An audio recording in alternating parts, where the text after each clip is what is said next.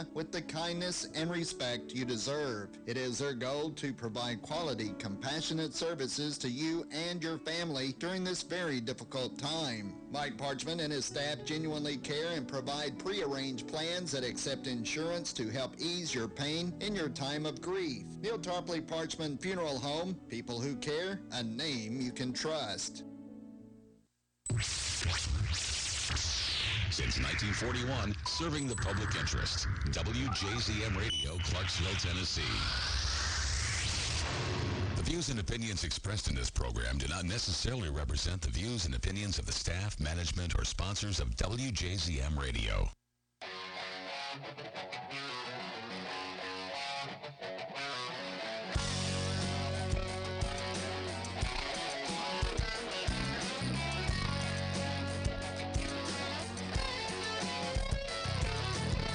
Feeling like a black sheep, living in society where everybody's happy with their spoon-fed false reality. CNN and Fox News spinning us a half-truth, one-sided tweets and blurbs, two wings on the same bird. It's time for Fletcher Long. Every story has two sides, a little right, a little wrong. Let freedom ring through your radio. Come on, let's start the show. One thing I know for certain, the truth is in the long version. Spent 18 years in the courtroom, knows the system's broken. Warrior for justice, truth unfiltered. Some people call him the bow tie killer. It's time for Fletcher Long. Every story has two sides, a little right, a little wrong. Let freedom ring through your radio. Come on, let's start the show. One thing I know for certain, the truth is in the long version. The truth is in the long version.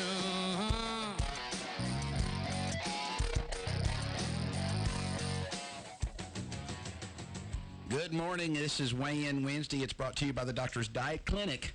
You can go see them at 231 the Dover Road. You can call them at 1-800-778-DIET. Or if you're local, 931-906-555. Clinic hours on Tuesdays and Saturdays from 11:30 a.m. to 6:30 p.m. And you can join me in this march to smallness. You left off another 5. 5555. Yeah. 906-5555. Did I just say 3? Yeah, Sarah won't connect you in Mayberry. Yeah, no, it doesn't work anymore. On the line with us is a very special guest, and I'm very proud to know her. Her name is Michelle McDonald, and there's a book out right now about the Rucky divorce that is entitled "The Last Child Custody Case." She is also a principal in FamilyCourt.com, and she is the Republican nominee for the Minnesota Supreme Court as a justice. And Michelle, welcome to the long version. Hi, thank you, Fletcher. Thank you for having me on, and thank you, Fletcher Long, for all of you do to educate your listeners about what's happening in our court system and our elections. Well, and I wanted to have you on today because you recognize, and it's one of your major platforms, that family court system in the United States of America is abysmally broken. Much of it is broken for malevolent reasons because of different Title IV funding and money. You can always follow the money trail. You've got judges that are not being impartial at all. I want to, and this is one of the reasons. I mean, you had the temerity to complain about a judge in the way in which this judge had used or misused his power. You filed an ethics complaint, and the next thing you know, they're investigating you, which is exactly what they do with lawyers who stand up and buck the system, is they try to take you out. So what's interesting is you are the nominee for Supreme Court Justice in Minnesota from the Republican Party. You won the primary. The general election is November 4th, and on November 8th, they want to try you for being unethical because you reported a jurist for being unethical. Is that a fair synopsis? It is. Here's what I want to kind of delineate for you. I was Republican endorsed in 2014 when I ran against Justice Lily Hogg. I garnered 47% of the votes in that election. This year, there was a judicial selection committee made up of 2 appointees from all of the districts in Minnesota. There are 10 districts, so that's 20 people and a chairman. And the people that were not attorneys on that commission unanimously recommended for me for endorsement of the Republican Party. There were only 2 individuals that were appointed by Republican Party Chairman Keith Downey. There were 2 attorneys, and they're the only ones, of the entire Judicial Selection Committee that didn't recommend me this year. And when I went to the convention, prepared my speech, the chairman of the Judicial Selection Committee got up on the podium before thousands of people and said, Michelle McDonald has been recommended for endorsement, and the process is that I would make a speech, and then the people there would stand up for me, and I will tell you, it was unanimous 2 years ago. Thousands of people stood up for me that were the delegates in that endorsement. Every single one of them, if you look at the video, stood up and recommended me for endorsement, and I was endorsed after my speech. The 2 attorneys who had were able somehow to finagle what's called a minority speech, and one of them got up there with on the podium before I was about to be endorsed, and they made a motion that they're not going to endorse any candidates this year, and they were the minority view. What ended up happening is, and it wasn't unanimous, the Republican Party decided not to endorse judges, not specifically me, but that was the undertone. Yeah, it was. I want everybody to understand. I'm not Republican. Michelle, hang on a second. Hang on a second. I want everybody to understand, because sometimes, hang on a second, Michelle. Hang on 1 second. I want everybody to understand that they are not endorsing a judicial candidate. Their failure to endorse was led by lawyers on this endorsement committee because they don't like the fact that you're bucking the system. Yeah. It's worse than that, Fletcher. These 2 attorneys were appointed by Keith Downey, who's the executive director of the GOP. He sits on a board. That's all he does. He's kind of a puppeteer. There's a few people on his board, and he kind of what they do. And really, the endorsement, whether it's a judge, whether it's a senator, whether it's a congressman, the endorsement really is designed to raise funds, not for the candidates. I learned that in the last election, but for this executive board that are actually paid significant sums by the people that donate. Let me ask you this question, Michelle. More and more and increasingly, we have seen that voters are put off to the point of anger at politics and politicians and insiders. Donald Trump is polling as well as he is a guy that you would, 3-4 years ago, you wouldn't have thought that he would have even have been a blip on the radar. And here he is, a nominee of a major party, because of the fact that he is an outsider. You are the outsider in this race. You are someone who have been critical of the judiciary, and rightfully, because the judiciary stinks. You have been critical of the justice system, and rightfully. I've got an entire show and an entire audience that'll tell you how unjust justice has become. And so you're really, I mean, if you really are the embodiment of a movement that has quite a bit of legs, aren't you? I believe I am, and it's better than that. I'm an insider-outsider. Right. So I'm an insider to the Republican Party because I was endorsed last time. I know the shenanigans that go on. I'm also an insider to the Lawyers Club, and I know the shenanigans that go on with the lawyers and the judges of our state, and so I'm a whistleblower of sorts. Which we all know what the consequences of blowing the whistle are. Let me say this. There is not a more sickeningly pathetic, visible, visceral amount of sycophancy anywhere in society today than exists in the bar. I mean, if you ever hear, and I did this for 18 years. I'm not a lawyer anymore, but I was one. And if you ever hear lawyers address a court, if your honor, please, if it please the court, may it please, please, please, please, you think this dude's begging.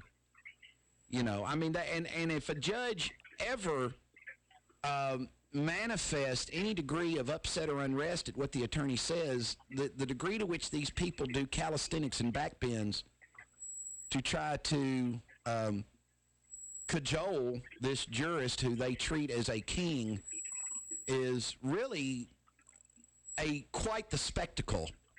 I mean, if you ever leave a courthouse without the distinct impression that the guy on the bench is God or some sort of a god, and everybody else in there lives to serve at his pleasure, which is not at all what our forefathers and founders intended, then I don't know what court you watched. But if you found that to be true in the legal profession, that it's just it's a sick, and if you're not a sycophant, if you won't sycophant the jurist, bad crap starts happening to you. Have you not found that to be the case? I mean, you've practiced law, 30 years? That's absolutely the case, and I was naive about that in the beginning. I had my calling in 2011. I had a spiritual calling to end family court, and this was after litigating families for 25 years. I just said, this can't go on anymore. And my commission was to abolish family court in 1 year. Within a month, I got together with my clients and other attorneys that are like-minded and mediators, and we created Family Innocence. That was in March of 2011, with a mission that is to keep families out of court and to resolve injustices peacefully. And within a year, we did develop the Family Innocence process, which is a consent process that any family can look to, that is no court. We developed the process, and we have abolished family court with our little platoon of people in Family Innocence, and I'm very proud of that. And that had made you very popular. Yeah, that does make you very popular. The Lawyers Club didn't like it. Yeah. Well, let me. And they're starting to see it now. They're starting to see it. There's starting to be some light on how families in family court are under court orders, very specific court orders. 5.7 million families a year are subject to court orders, and these particularized court orders rule their family. And they're They not are free court anymore. ordered by judges that make them subject to contempt if they don't pay, Yeah. if they see their kids at the wrong time, if they don't see their kids when they're supposed to, Yeah. if they don't turn over their property, including money. We are slaves to the system. We're slaves anyway. Yeah. In family court, it is the only place where individuals are enslaved by court orders. And something that Michael Volpe has said before that I agree with wholeheartedly, these aren't people that have been out engaged in criminal mischief. These aren't people that are running criminal organizations. These are people who had a bad relationship, and we're turning them into criminals. Sandra Grazzini Rucky was turned into a criminal. She was never a criminal before she married David Rucky.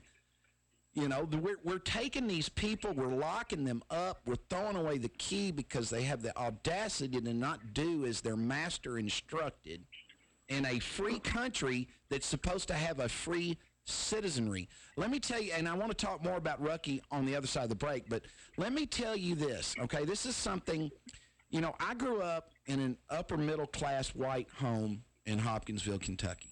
You know, my dad's a radiologist. My mother was the state regent of the DAR.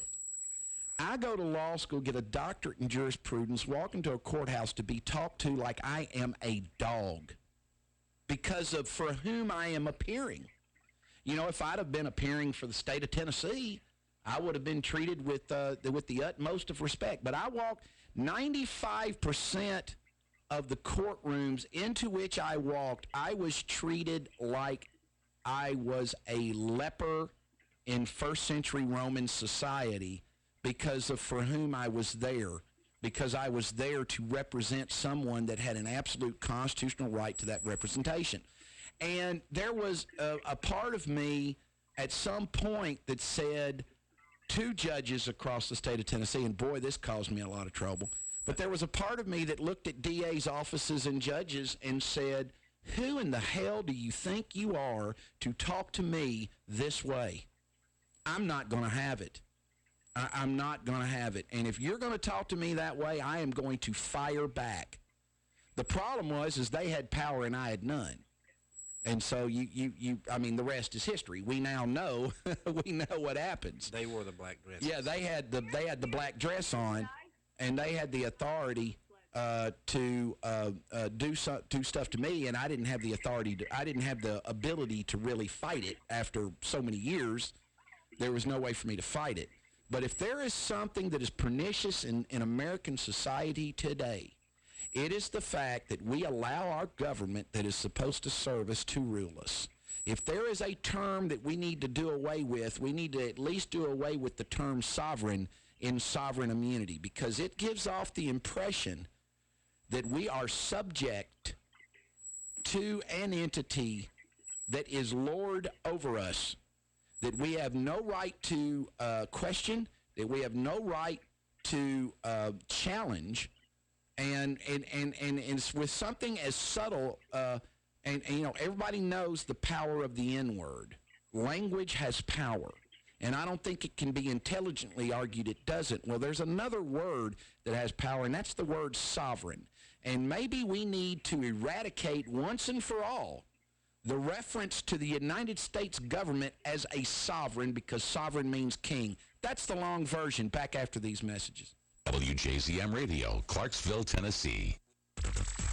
Many people simply believe they will never get in trouble with the law or need a lawyer, whether it's the sobering event beginning with blue lights in the rear view and ending with an arrest for DUI, being charged with a crime, or some unfortunate episode has occurred. The law office of Lynn Morton realizes you may not have planned on needing an attorney. Going to court without a professional qualified lawyer will result in disastrous consequences or an outcome in your case that causes havoc in your life for years. You need representation by a lawyer who not only has specialized knowledge knowledge, but who truly understands the anxiety, confusion, and devastation faced by someone facing criminal accusations or dealing with an array of other legal problems. Having an experienced, committed advocate like Lynn Morton on your side can make all the difference in your case. With support and guidance, you will have the ability to face your legal situation with confidence that can only come from knowing your case is in capable, dependable hands. Lynn Morton is dedicated to safeguarding her clients' rights and providing them with the attention and consideration their case and future deserve. For these most bitter moments, Lynn Morton can step forward to lend a helping hand and guide you through every aspect. Call Lynn Morton in your most trying time of need, 931-906-0000. Why is Felicia Long among the most successful agents in the Clarksville home selling and buying market? Keller Williams Realty knows it's because she aligns herself with champions and delivers excellence. This has become her trademark. Contact Felicia at 931-206-4980 or by email to felicia@felicialong.com and tell her you would like to see some of her home sites and finished properties over at the two hottest developments in town, Fox Crossing and Crosswinds. They are going fast, so you better call 931-206-4980 today. That is Felicia Long for Keller Williams Realty. 931-206-4980, aligning her and you with champions and delivering excellence. A lot of real estate is bought and sold in Clarksville, and all of it has to be inspected, and it has to be done right. It's your largest investment of your life. Do you want to leave its inspection to someone who isn't the best? Of course not. 931-980-5759 gets you the best inspection services. Call Bud Wink at 931-980-5759 to get the home you are buying or selling inspected by the best inspection services. That's 931-980-5759. The best inspection services, changing the quality of home inspections one house at a time. Since 1941, serving the public interest. WJZM Radio, Clarksville, Tennessee.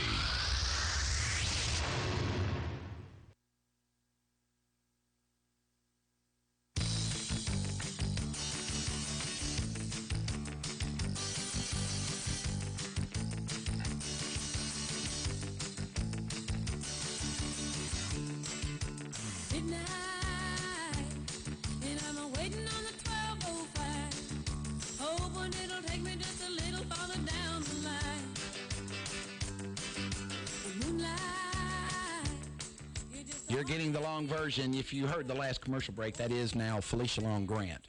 It's the same person. She got married. She got married, yeah. Right. And but anyway, Felicia Long Grant with Keller Williams has done so much good in this community. And speaking of which, we had a guest on that is a Gold Star widow of William David Cleveland Jr., who died in the streets of Mogadishu, Somalia, October the 3rd, 1993. And people can help. And people can help. We are sharing donations made to Warriors for Justice the entire month with Christine Cleveland. So go to longversion4j.com, hit the donate button, and donate, and we will share this money with her. Part of the money will go to keep us on air, so there will be other people we can help, like the people that we have reached out and helped. Like the Humane Society, we raised $1,000 for that, raised $1,000 for a middle school football team whose middle school said they weren't going to pay for them to go to state. I mean, this part of the outreach of this show, if this show can't do some good, then it doesn't need to exist. I mean, that's, it's not like I'm getting paid any money to do it, so I want to make sure that it at least is doing some good for the people who have been kind enough to sponsor me. But all through October, any money given donated to the long version will be shared with Christine Cleveland. So do that, give whatever your conscience permits. And if you want to know why we're doing it, go back to the podcast and listen to the October 3rd long version with Christine Cleveland about this was the crew chief on one of the Black Hawks that was downed, that was the subject of the movie Black Hawk Down. And he was killed, drugged through the streets of Mogadishu on CNN. His son looks up and says, "I think that's Dad," as he sees the corpse of his father drugged through the streets of Mogadishu by Somalis jumping up and down on his dead body. in victory for having shot down and killed him. So he was awarded posthumously the Silver Star, and the government has not done what it needed to do to take care of this Gold Star family, and we're trying to, again, first of all, remonstrate the government for this abysmal shortfall and right and a wrong, right and injustice, which is what Warriors for Justice is meant to do. So we're doing it. And also today is brought to you by the Doctor's Diet Clinic, who helps bring you this programming. They are at 231 the Dover Road, Clarksville, Tennessee. They're all over, really. There's 27 clinics. They have clinic hours in Clarksville from on Tuesdays and Thursdays from... Tuesdays and Saturdays. I'm sorry, Tuesdays and Saturdays. That's all right. I'm sorry. 11:30 a.m., 6:30 p.m. You can call them locally at 931-906-5555, or you can call them from anywhere at 1-800-778-DIET. We have with us on the phone Michelle McDonald, who is the nominee, and it will be in the general election November 4th. She's made a tremendous run for Supreme Court Justice in Minnesota before, having garnered last time 47% of the popular vote. She also is the attorney for, one of the attorneys for Grazzini Rucky in the Rucky divorce case that got international coverage. She has written a book with Michael Volpe entitled The Last Child Custody Case. She has been trying to eradicate family court and its death grip on the people who are kind of led in there for slaughter. She has come out against the funding and the money trail that has led to the removal of and the destruction of families, the removal of children from safe environments and put them into unsafe environments, all for the mighty dollar. And her platform, I mean, she is not popular with the bar because she believes that the family court should be eradicated and these things should be handled kind of in mediation or some sort of a non-lawyer way, which isn't popular with lawyers. I mean, it's it's called going against the monopoly. So if you're not a fan of lawyers, which is pretty much everybody, Michelle McDonald is an inside outsider, and she ought to be you ought to, by golly, you should move to Minnesota to vote for this wonderful woman. She's written a book with Michael Volpe for which I wrote the foreword. So when you buy the book, make sure that you check out the very well-written foreword. And I'm going to ask Michelle to return the favor when my book comes out later. But Michelle McDonald, welcome to the long version. Yeah, thank you so much.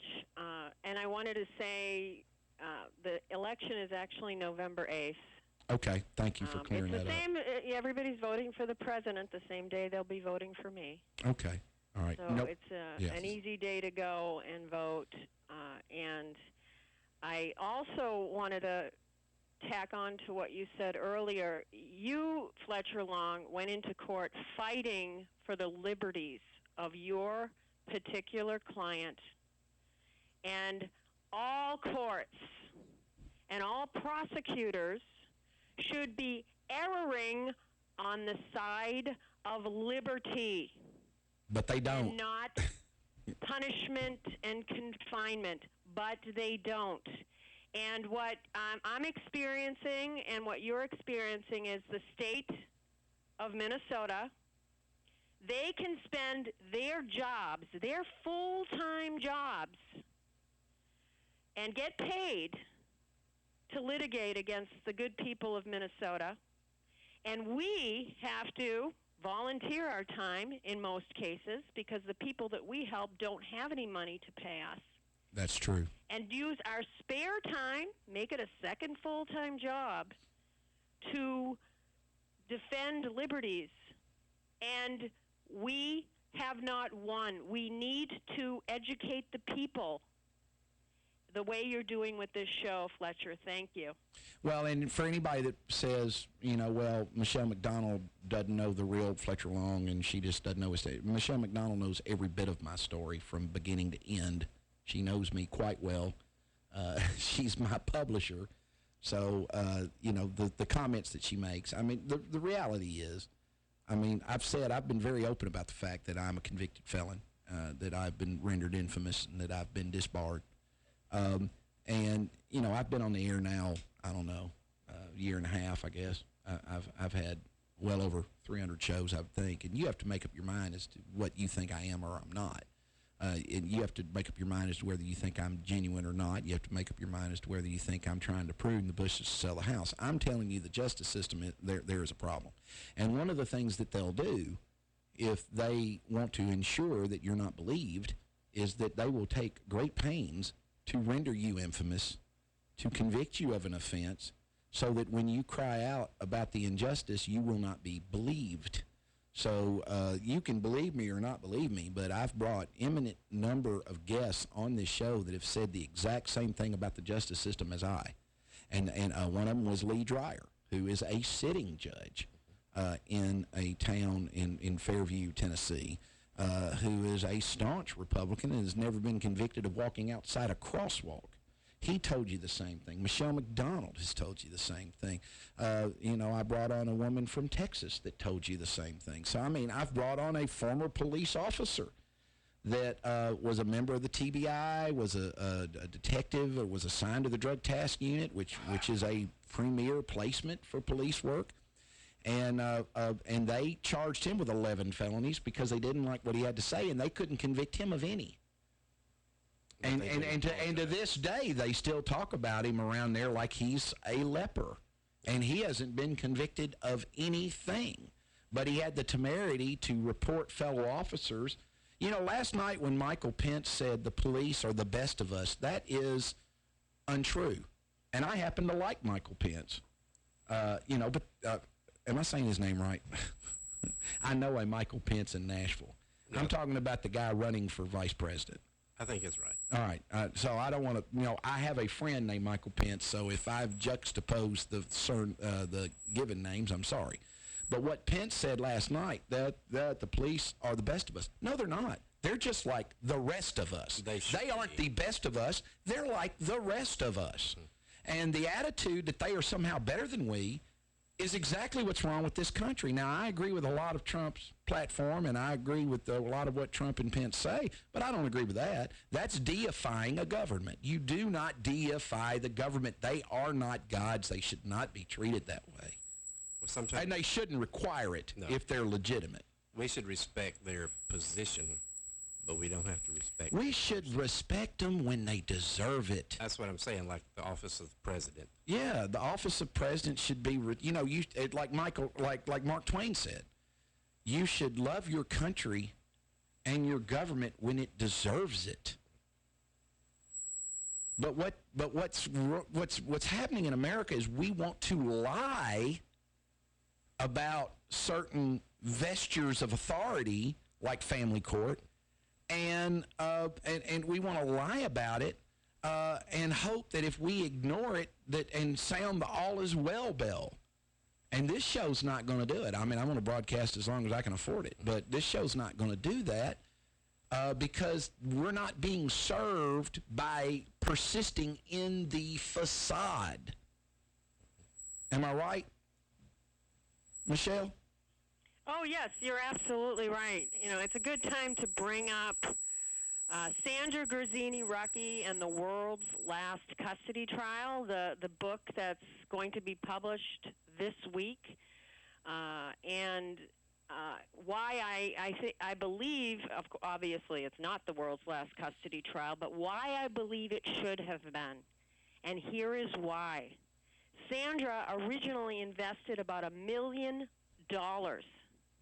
into her case with other attorneys. And by the time she got to me, she was homeless, and they had a new twist on custody. Let's remove the parent from the home and let some third party go in to the home of the parent and take care of the children. And that didn't work in Sandra's case because all 5 of her children ran away that day.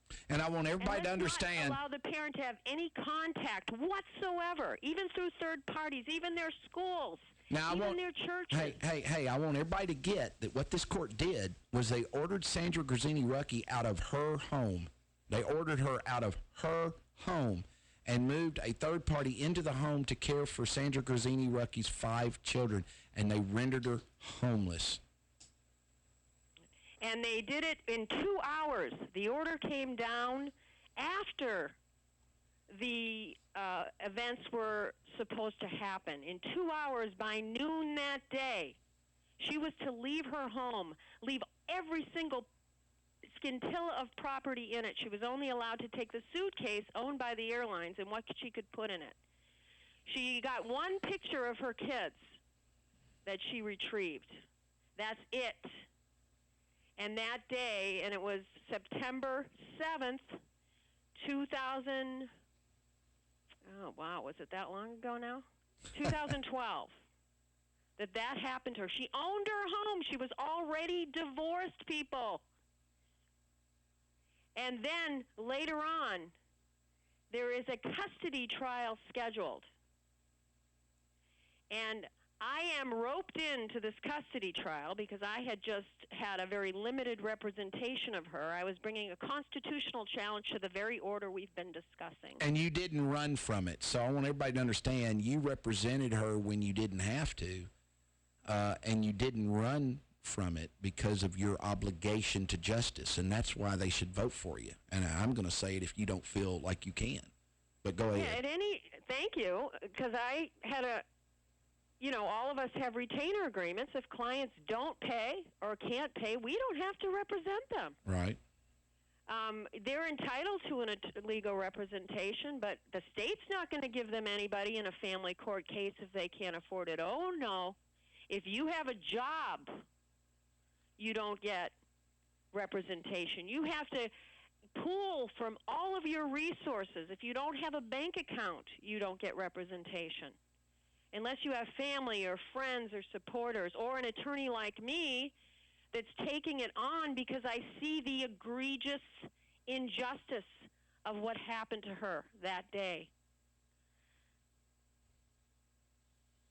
And, this was the trial that I think was on 2020, where we got a total hack job done by 2020, and we were, but this was the one where you ended up constrained to a wheelchair and forced to try the case after Sandra and her witnesses were told by a court officer that there would be no more court that day. So you were forced, without a client, without proof, without witnesses, to try this case constrained to a wheelchair. Technically, you were under arrest. All of this captured on the courthouse monitors. But what is so particularly egregious about this is that court personnel lied to Sandra Ruckey and her witnesses and told them that there was no more court that day. So she was denied the opportunity to perpetuate any proof. And what happened with that? Well, she lost. I mean, there was no and punishment? Why would she believe there was going to be court that day? Her attorney had just been taken away by sheriff's deputies. Right. During a break in her trial for no legitimate reason.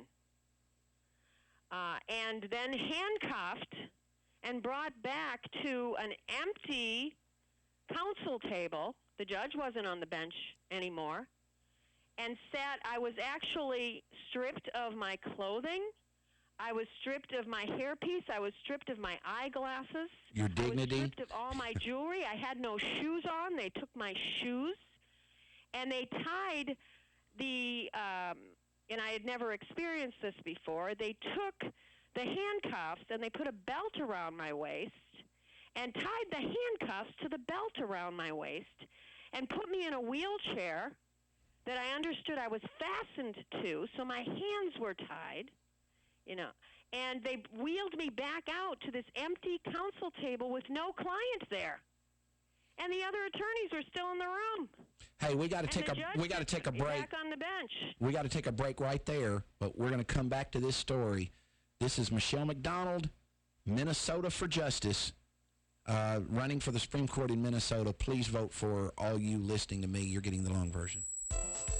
A home is one of the biggest investments you can make. One of the best ways to start your house hunting is to contact a home loan pro you can trust. The 2015 Reader's Choice favorite banker, Matt McWhirter of F&M Mortgage. Call Matt McWhirter at 931-906-0006 or stop by the F&M office in Sango.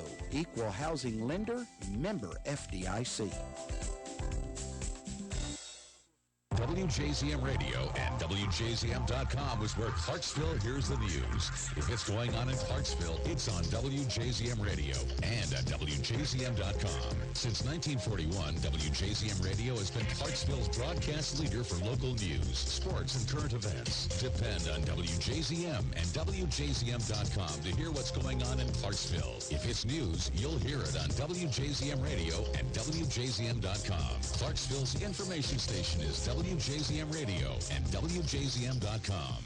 There is a name in the Clarksville community we have come to associate with excellence in legal services. That name is Kimberly Turner and Associates, the attorneys who care.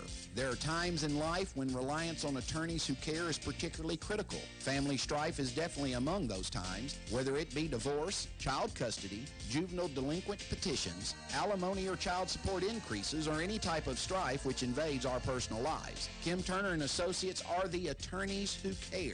Call Kim today at 572-1134 or get an appointment. Perhaps you just stop by her place located at 130 Franklin Street next to the Black Horse. That's 572-1134. Kimberly Turner and Associates are the attorneys who care.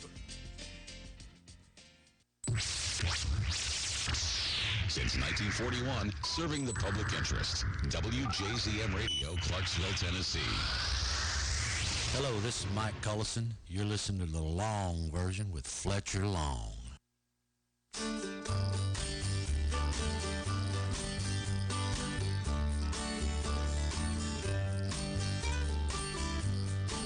She was a woman, one in a million, and I let her get away. She was all I ever needed, still need her today. But she's out dancing, living the high life. I feel like being blue. It's a hard road, but I gotta face the truth. You're getting the long version. That's Mike Cullison. And if that ain't country... that drips with cornbread. That is country right there.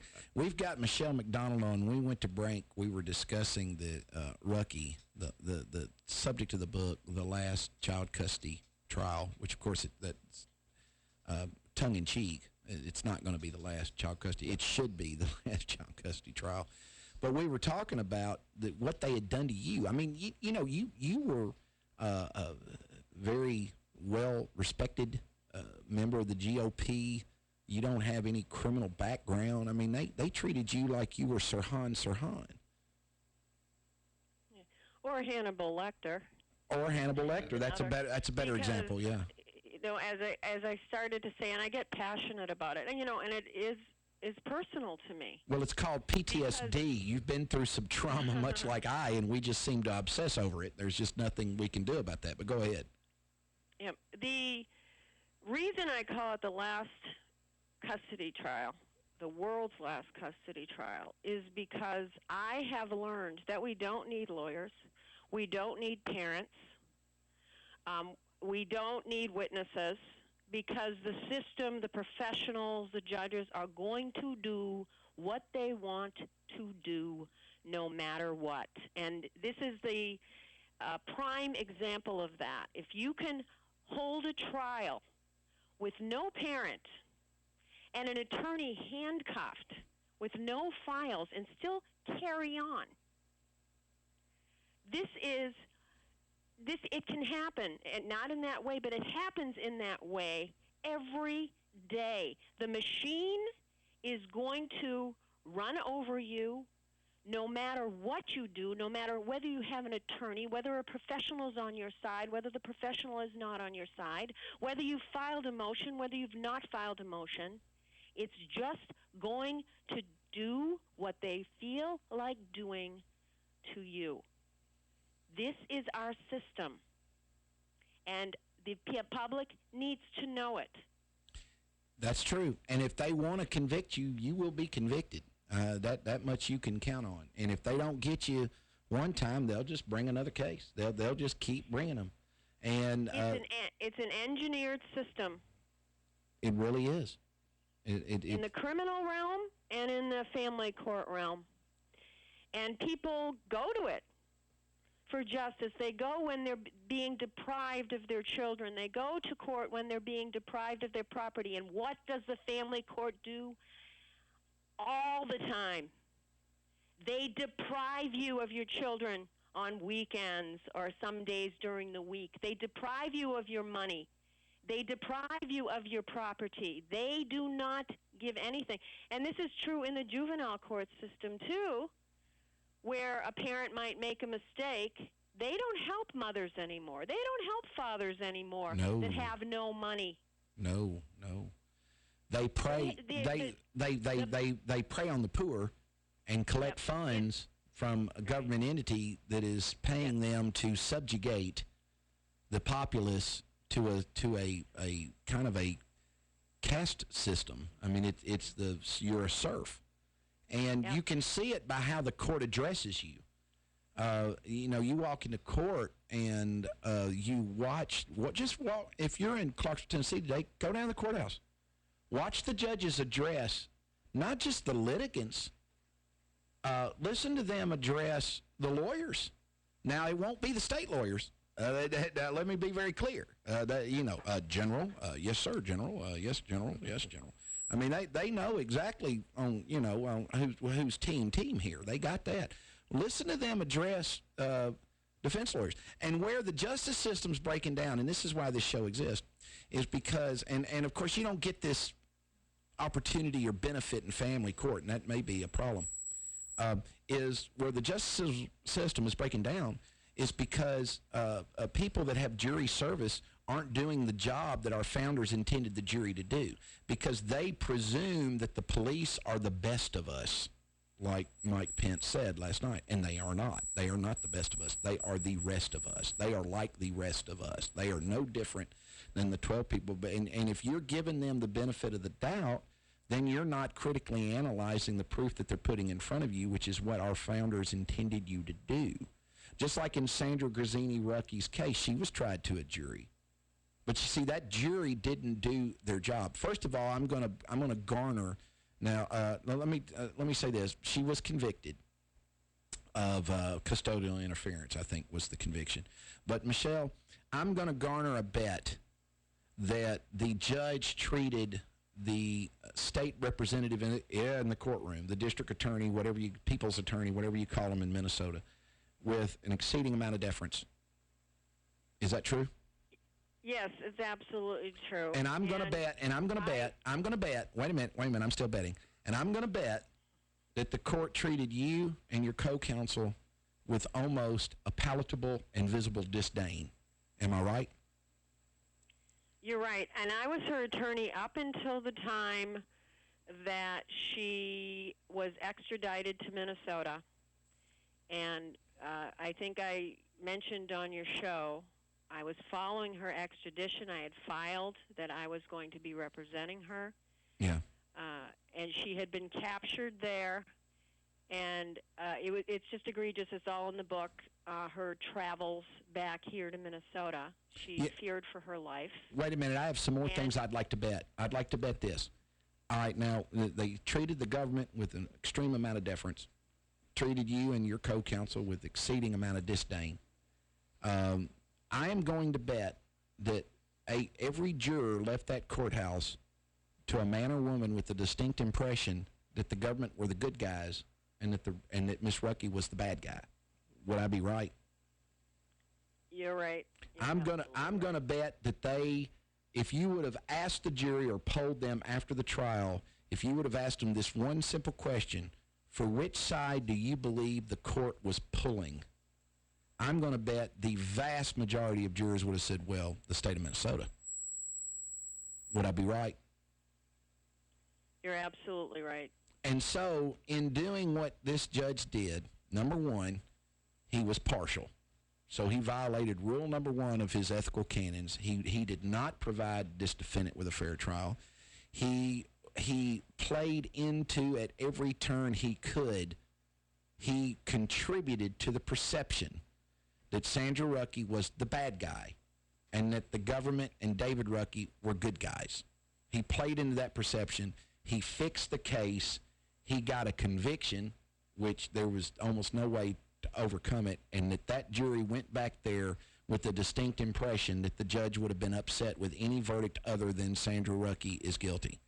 And they didn't critically analyze this case or consider your defense really at all. Would all of that would that comport with what you observed? Absolutely. And I wasn't at that trial, was I? You were not at that trial. Now, do you know how I'm so able? It happens at nearly every trial. Yeah, the reason why I know this, Michelle, is because, and you stole my thunder a little bit. The reason I know this is this happens every trial. This happens just about every trial. And why are the people of Minnesota and around the country not understanding that right now we live in a culture where we're going to capture everybody, we're going to survey everybody, to capture one guilty person, or 2 or 3, rather than how it used to be, that you would let many guilty go free just to make sure that the innocent go free. Yeah, and because nobody believes that anymore. Here's the thing. Sandra Grazzini Ruckey, her entire trial was a fix. And I know it was a fix because I tried over 200 criminal jury trials. And any time that I went in front of a judge that didn't fix the trial, I won. Just about every single time I won. But so many times, I don't think I ever tried a case in Nashville where the court didn't fix it for the government. Where through their rulings, y'all had an affirmative defense that you wanted to submit in the Ruckey case that I don't think the judge allowed you to put on. So, I mean, by taking that away from you, he ensured you would lose. I mean, he didn't even let the jury hear it. The fact that she legitimately believed the children to be in danger and that what she did, while may have been violative of the order, which I don't think it was because I don't think the order existed when she did it, but while it may have been violative of the order, it's still, the harm she was seeking to prevent exceeded the harm that would have been caused by violating the order. And that, and that's a defense. And he never even allowed you to argue that. I just want to say, in the book, Stephen Grigsby, who represented her and didn't get paid, so there you go. He is one of the best criminal attorneys. I thought he was the best. Now, you're up there, Fletcher, that you would ever want to know. He knows the law inside and out, and his issue was that did a crime occur on April 19th, 2013, when the children ran away? Did a crime occur at that very moment? And instead of sticking to the day of the crime, it just went all out of proportion.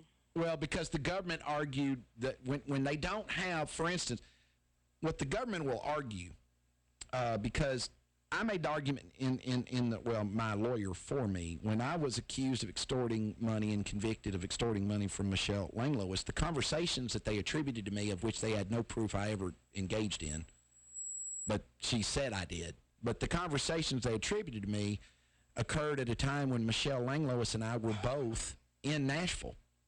I'm being tried in Clarksville.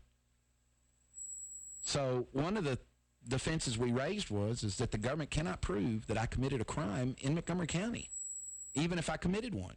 It would have been committed in Davis County, Tennessee. I was indicted in the wrong county, was the argument. And so the judge made this rather curious, well, we believe it was a continuing crime. Now, continuing crime means we'll try you in the county we want to try you in where we think we'll get the result we want, and we'll just, if you breathed in this county, we'll just say it was part of the criminal venture.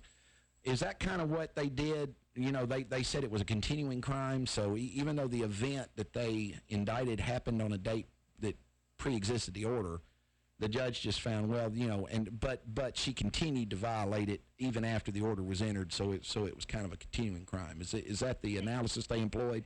Yeah, they didn't even have to do that. You know, they capture you and they want to, you know, engineer a verdict against you, and they just do it. They don't even have to. Well, you're right. That's what they do. That's exactly right. They just do it. Yeah. And Fletcher, I know we don't have a lot of time, but I wanted to plug your book, the long version, which we're in the process of editing, and we're going to make sure that gets published within the next couple of months. And then I also want that's exciting.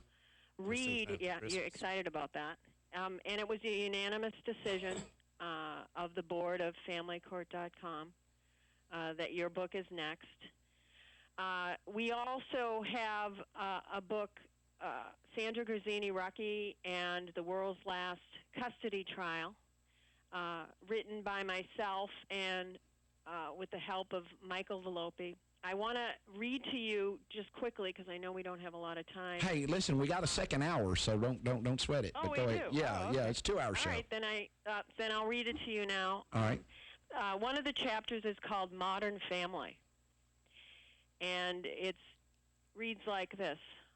Mark Twain once said, "A lie can travel halfway around the world while the truth is still putting on its boots." This is certainly not the world's last custody trial, but stories like Sandra's with their hostility, alienation, and institutionalized injustices demonstrate that it undoubtedly should be. That's fantastic. I mean that is fantastic. And true, but and here's what we've got to do, because I don't like to spout out problems without giving a solution. The first thing we have to do in this country, if we're going to gain back our freedoms, is insist on them. As a citizenry, we must insist on them. Insisting on your freedoms mean making the government answer to you, demanding, overthrowing it peacefully, which is called the ballot box. You stand up and you say, we're tired of your lies, we're tired of being deceived, we're tired of the crap you feed us. You're not perfect, you are not the best of us. In fact, you may be the worst of us, but you're no different than any of the rest of us. And we're not going to presume that you are any better, any more honest, any more prone to integrity. If you prove yourself to have integrity, we'll certainly treat you as if you do. But we are going to reserve our opinion of you, your action, and your motives until we have been able to analyze what those things may be. And if we find that you don't have integrity, you will be thusly labeled, whether you are the king or not the king. Because that's what America was set out to do. Not to glorify or deify its government, not to assume that the police are the best of us when they're not. They are the rest of us. They are not the best, Mr. Pence. They are the rest. And, you go tell the young girls that get preyed on sexually by police officers, and we've covered those stories, that they were preyed on by the best of us. You go tell the unarmed citizens that were gunned down on video in front of our very eyes for nothing, that they were killed by the best of us. And they'll say, no, I was killed by the rest of us. We're going to go to break, come back for the second hour. You're getting the long version of Michelle McDonald. WJZM Radio, Clarksville, Tennessee.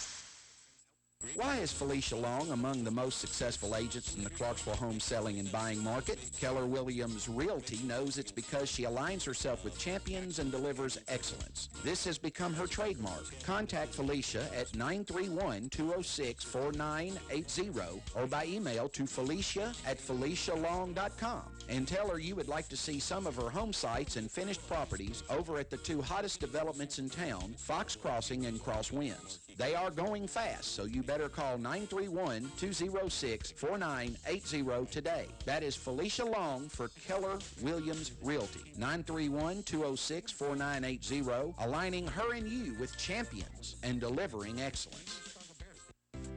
A lot of real estate is bought and sold in Clarksville, and all of it has to be inspected, and it has to be done right. It's your largest investment of your life. Do you want to leave its inspection to someone who isn't the best? Of course not. 931-980-5759 gets you the best inspection services. Call Bud Wink at 931-980-5759 to get the home you are buying or selling inspected by the best inspection services. That's 931-980-5759. The best inspection services, changing the quality of home inspections one house at a time.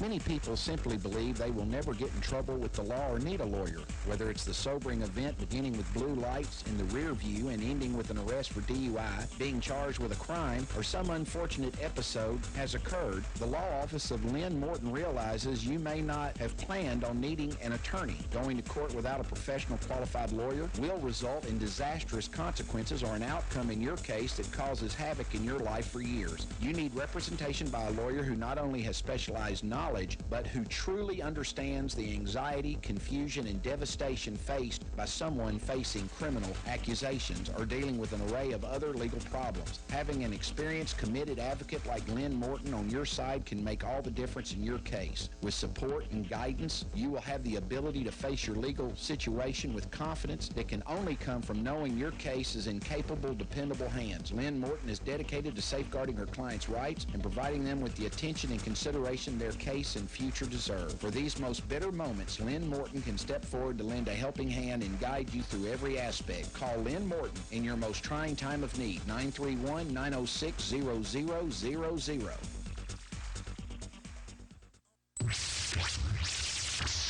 Since 1941, serving the public interest. WJZM Radio, Clarksville, Tennessee. Hey guys, I'm recording artist Heather Holland, and you're listening to the long version. There are two sides to every story, but the truth is usually somewhere within the long version. Now, back to the truth.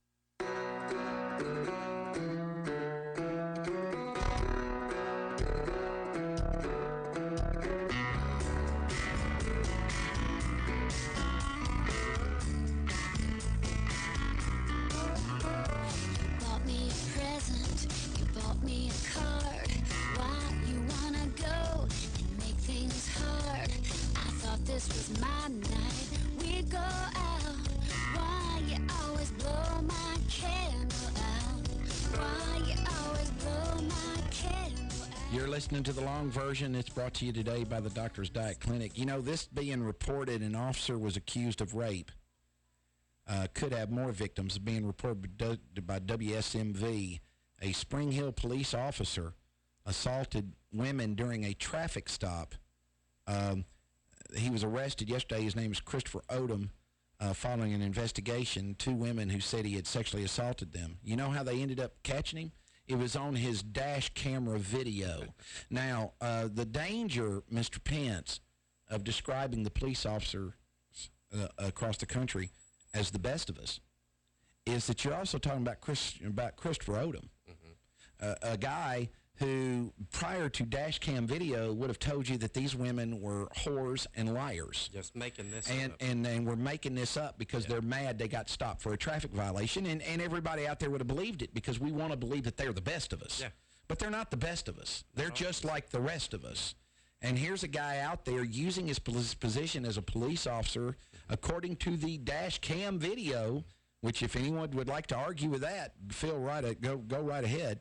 Well, after viewing, he's using his position to rape women in traffic stops. There may be a third victim. You know, so they're absolutely the best of us. Let's celebrate them. Let's have another Blue Day. I've got Michelle McDonald on, and she was going to plug my book, so I didn't want to miss her plug. Go ahead, Michelle. Yeah, you just hit it on the head with this intro.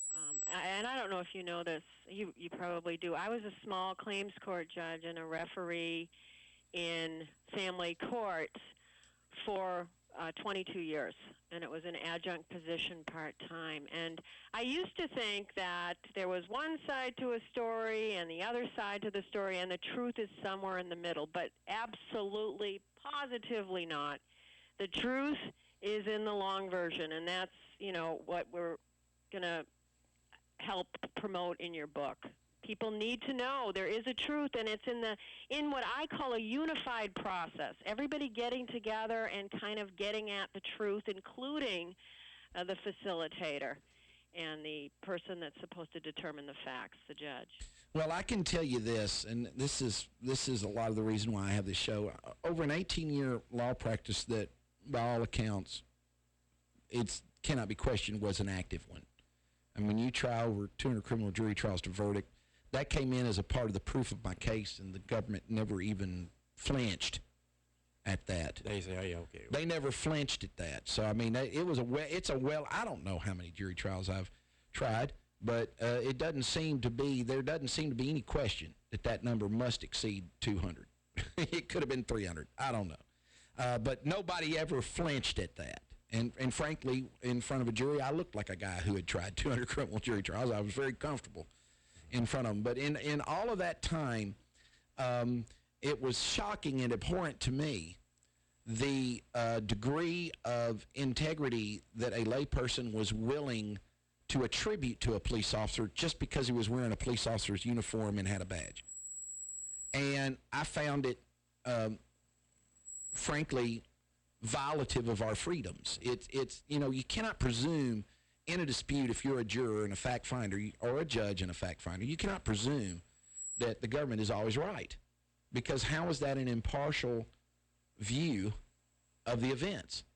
And I started decrying that publicly, that hey, the police officers lie all the time, and this made them target me. This made them accuse me of things. This made them investigate me. This made them.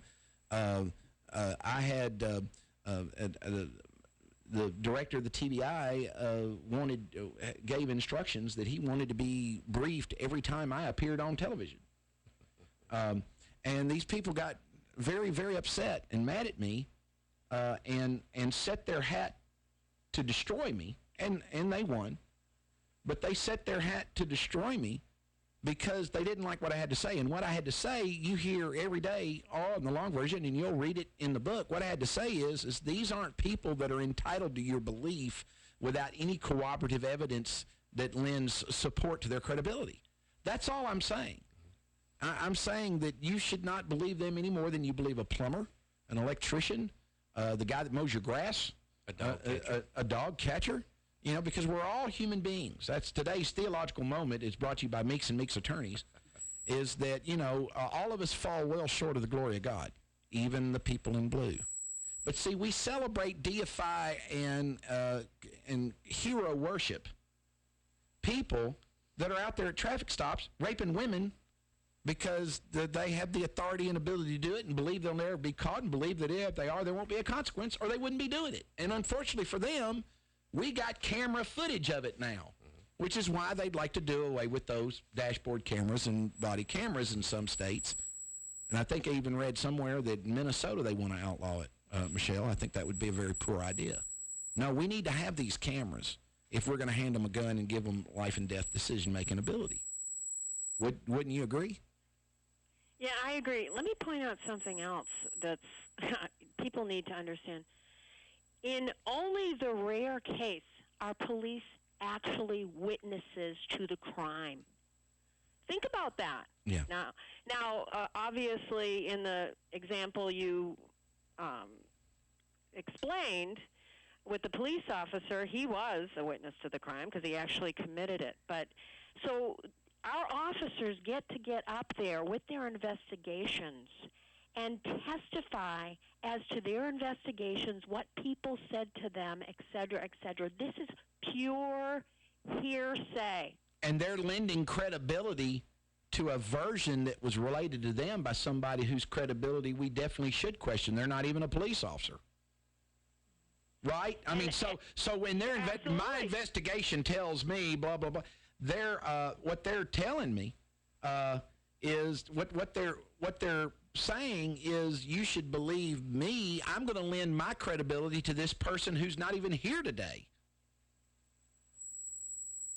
Right? Right. And another thing I want to point out about the justice system that I learned is how archaic it is. I mean, we should be telling the truth all the time. And instead, we have to be sworn in to tell the truth. And then if you've said a lie before that, it's like, well, you weren't under oath. I've had that, witnesses on the stand say that, well, I wasn't under oath when I said that, or it was a typo in an affidavit and whatnot. We should be telling the truth all the time. What kind of farce is it that we have to be sworn in to tell the truth? Don't you think that's kind of a farce? Well, I think if you're a police officer, you have a 24/7, you have the right to pull out a gun and kill somebody. I think you're like a lawyer. You have an absolute duty of candor that extends to whether you're under oath or not, in my mind. And I think people, too, and criminal defendants are stunted because they can't speak to prove their innocence because, yes, anything you say will be used against you, and that might mean one line that's taken out of context. How long have you, in the Sandra Rucky case, how many officers testified? Because none of them really witnessed a thing, but how many of them were put on? There was a couple of them. I was scheduled to be a witness in the case, so I didn't watch the entire trial. Obviously, I heard from Sandra every day and knew what was going on. All right. And from Mr. Grigsby. But here's another piece. There was actually, and it's in our book, we have a transcript of Gianna, who was Sammy, one of Sandra's children. A couple of weeks before the trial, being interviewed by the police. And that woman police officer had a gun on her when she sat Gianna in a room. I understand her father was right outside the room. And basically, she says there, I'm here because I've been coerced to recant my testimony. And she indicts the system. She indicts the family court system. She indicts Judge Knudsen. She calls him a dick, as a matter of fact. We didn't put that in the book, but it's in the transcript. Right. Of course, his name's Richard. I'm just covering. Go ahead. Sorry. And she basically says, I ran away. I was abused, and all I wanted to do was be with my mother. I wanted peace in my household. Yeah, and this did not come in, did it? It didn't. Not in the way it should have. It was twisted, and they had her, believe it or not, they had Sandra in the courtroom with the jury. They put it on Skype with her, daughter just there looking just so beaten down, and she was actually Sandra's witness.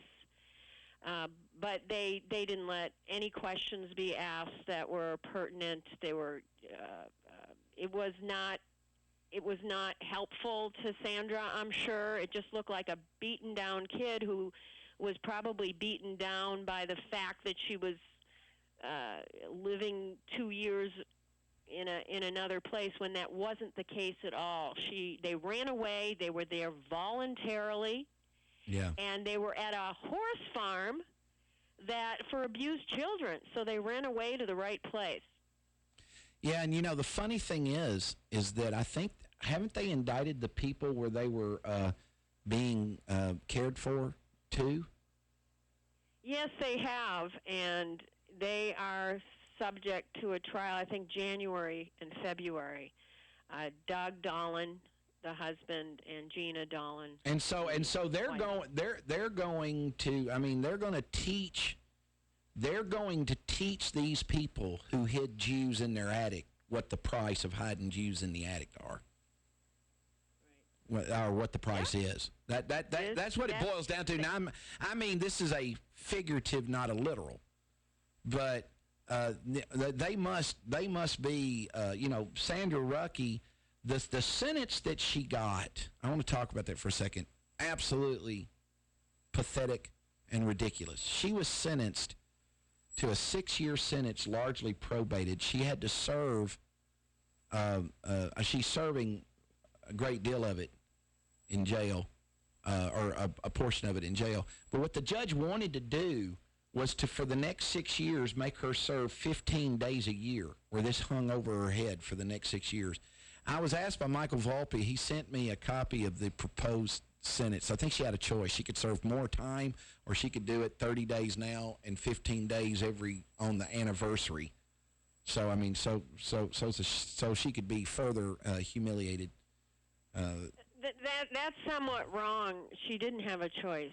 What the judge did was impose a sentence of 6 years probation. She was taken to jail that day to serve about 30 days, and then on the anniversary of the children being found, which is November 19th, until the kids age out, all of them, all 5 of them age out, that she will be brought back in, have to do community service for 15 days, and then serve another 15 days in jail. She went into court just this Monday, up to the minute news, and asked to execute her sentence. She just wanted to get the 9 months over with, and she would have been out by January. She might have been out on parole, something like that. She had a right to execute her sentence. It was the perfect case for it. Get the jail over with and move on so she can go back to her job at the airlines or get some kind of job or recompense. No. The judge said, absolutely not. You can't execute your sentence. We have a law in Minnesota that says if your sentence is under 9 months, we can drag it out for 6 years. And the probation that she's under, she cannot do. She'll be back in jail immediately. She cannot do and it has to do with child support. Now, how can you do it? She has to pay $10,000 she doesn't have, et cetera, et cetera. Yeah, so what they've done is they've just set her up. I mean, she's in the system now, so they've got her down. They're just going to keep kicking her. And this is what Michael Volpe described in his book about Chris Mackey. This is this Kafkaesque procedure where they just keep kicking you until you just kill yourself. And Volpe's theory, and I don't know that it's altogether outlandish, is that they just drive you to, that maybe even their ultimate goal is for you to just kill yourself. What this judge has done is, first of all, it's a she. She's drunk on her own power. In Tennessee, they call that flattening a sentence. You're calling it executing a sentence. In other words, she just said, I'll just take the 9 months to serve. And I'm not going to break it up like that. I'll just go into custody and I'll serve the whole thing. And of course, you would get good time. You wouldn't serve 100% of 9 months. And the judge is denying her that because that's not, she doesn't want her just hung. She wants her hung, drawn, and quartered. And she's not going to be denied her enjoyment of the drawing and the quartering. Of looking what I can do. Right. See, that really good point. Really good point. And Sandra repeated this many times that her former husband, David Rucky, had wanted 6 things. He told her this many times, and he told her it even in a court setting. And incidentally, David Rucky, whoa. Incidentally, David Rucky is a millionaire. Her jobless. So I want everybody to understand, if you're wondering what's funding all this, David Rucky is a millionaire. Go ahead. Right. I want her jobless, homeless, and what else? Penniless, in jail, and dead. And he's gotten 6 of them. She's still standing, and she's still very, very strong. She calls me every day. We got to go to break. We're going to come back with more of Michelle McDonald. You're getting the long version. There is a name in the Clarksville community we have come to associate with excellence in legal services. That name is Kimberly Turner and Associates, the attorneys who care. There are times in life when reliance on attorneys who care is particularly critical. Family strife is definitely among those times, whether it be divorce, child custody, juvenile delinquent petitions, alimony or child support increases, or any type of strife which invades our personal lives. Kim Turner and Associates are the attorneys who care. Call Kim today at 572-1134 or get an appointment. Perhaps you just stop by her place located at 130 Franklin Street next to the Black Horse. That's 572-1134. Kimberly Turner and Associates are the attorneys who care.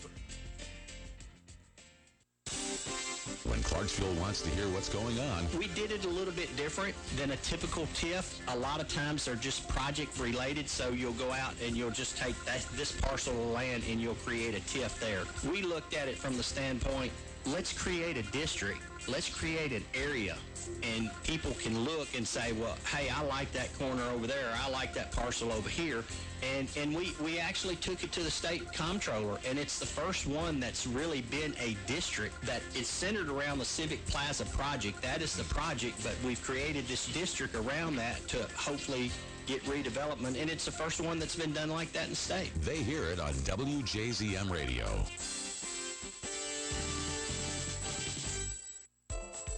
A home is one of the biggest investments you can make. One of the best ways to start your house hunting is to contact a home loan pro you can trust. The 2015 Reader's Choice favorite banker, Matt McWhirter of F&M Mortgage. Call Matt McWhirter at 931-906-0006 or stop by the F&M office in Sango. Equal housing lender, member FDIC. WJZM Radio, Clarksville, Tennessee. You're listening to Fletcher Long. Now back to A Bad Mother, the bow tie killer, Fletcher Long.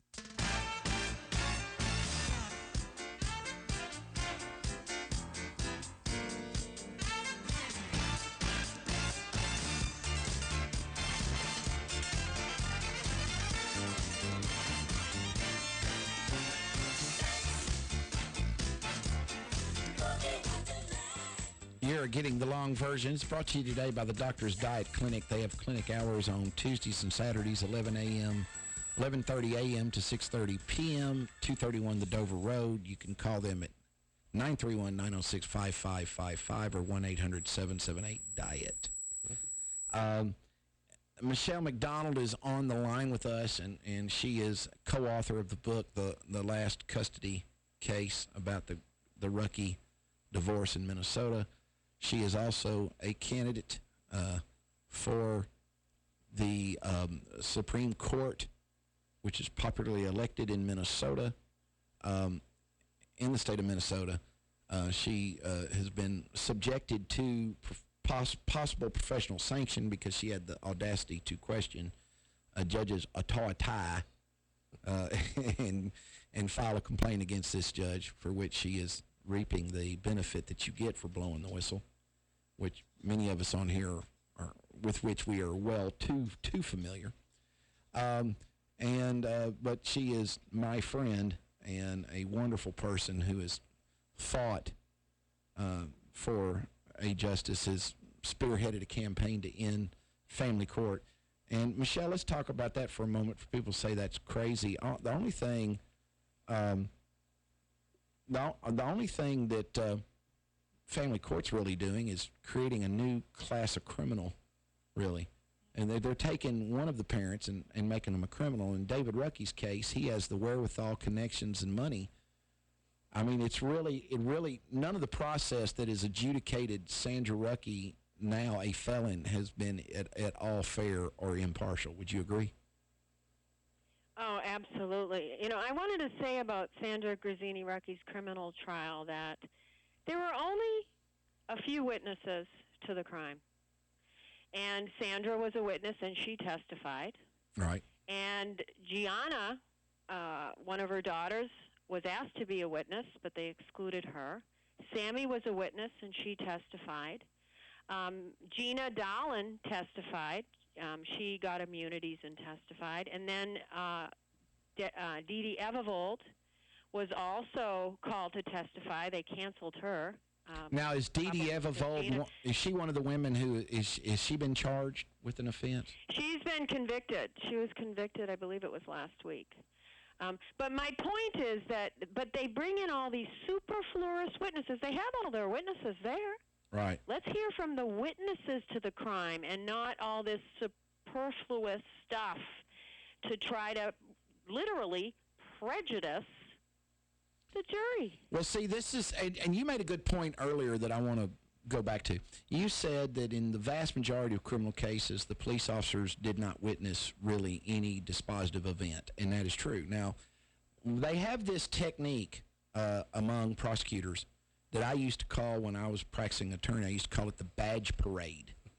And what they do is they'll parade in a tremendous, because they know, state attorneys general know that you guys out there who are on juries, that you are impressed by badges. They know you are. They know that you tend to give police officers the benefit of the doubt. They know that you will resolve any factual dispute in favor of the police officer, even if he didn't even witness the events. They know this. So what they do, because they think you guys are a bunch of Pavlovian dogs, is what they think of you, is that they will call every single, and the badge parade will be ridiculous. You know, they'll call in this officer, and what is your name? My name's Officer Dean Barron. And hey, Officer Barron, what did you do? What did you do in this particular event? Well, I put up crime tape, and I had 3 donuts and a cup of coffee. You know, and it'll literally have as much to do with the events as that. And everybody, and the jury goes, wow. You're like, wow. And what I used to do is I used to not even cross-examine them. And then when I'd get up in my argument, I'd say, you know, these people were so unimportant. And I'd tell them in voir dire, listen, you're going to see a litany of officers are going to come in here in this badge parade because this person over here, General so-and-so, thinks you're going to be impressed if they just call a bunch of blue suits up here. But now I want you to notice I'm not going to cross-examine any of them because they really have nothing to say. And then I'd get my closing argument. I'd say, you see, I told you this guy had nothing to say. I mean, I told you they just wasted your time. All they did, they cared so little about your time that they decided to make you sit here for a week when they could have tried this case in an hour. And because they think, that's how stupid they think you are. But, ladies and gentlemen, you can show them today that you're not that stupid. You know, I would say, and now if you think, Michelle, this made me popular with police officers and district attorneys general, then you know, you know better. You know that this was just one of the litany of reasons why they said we've got to get this guy. But anyway, that was part of my trial repertoire. So what they do, and Michelle, and you can buttress this, is they'll call a bunch of police officers just because they know you'll be impressed. They know they can trick you into ruling for them. They know it. They count on it.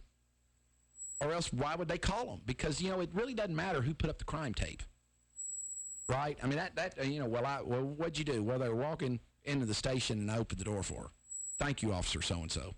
After they read a litany of their professional achievements, they don't mention the blowjobs they took during a traffic stop.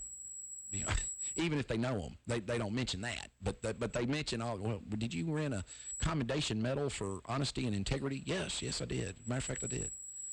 Am I right, Michelle?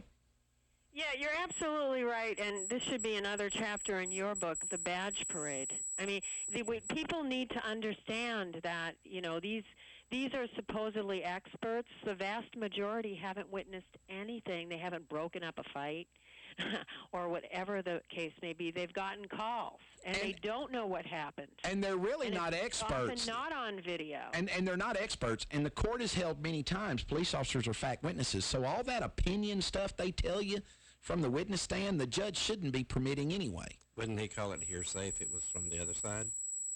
Well, hearsay is any statement you make out of court, you offer in court to prove that the contents of the statement's true. That's what I'm saying. That's anything. No, it's an opinion that they're given. You know, well, in your opinion, who shot John? Well, you know, they shouldn't be allowed to give that opinion. Yeah. Because they're not expert. It doesn't matter if it's hearsay or not. It's not. I mean, they're giving their opinion in court, so it's not an out-of-court statement. But it doesn't matter because they don't, and I'm just relying on my doctorate in jurisprudence, they shouldn't be allowed to give an opinion because they're a fact witness. They should testify to what they observe, but they shouldn't be given an opinion. They're not an expert in anything. This is why the horizontal gaze nystagmus test in DUI cases has been ruled unconstitutional, is because the officer can't tell you if the onset of nystagmus has to do with the fact the guy's inebriated or something else that could cause nystagmus, because they really don't know. They don't have the scientific training in order to render an opinion on that, and so any opinion that would come in as to that would mislead the jury, and you're not supposed to, a judge is the gatekeeper. Michelle, you stop me if I'm wrong. They're the gatekeeper of what the jury hears, and they shouldn't be letting the jury hear stuff that will mislead them into rendering verdicts based on evidence that wasn't properly admitted.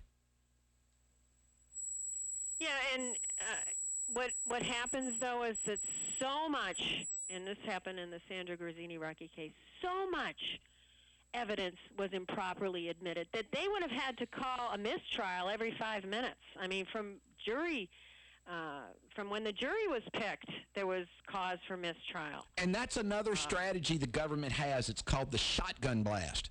What the government will do is they'll put in all kinds of evidence, and they'll argue it's all relevant. Well, it's a continuing crime, or, they'll argue it's all relevant because they want the jury. They know that if the jury goes back there and says, you know what, I don't know what happened here, so, the government says he did it, let's just convict him, which is the exact opposite of what the Constitution requires.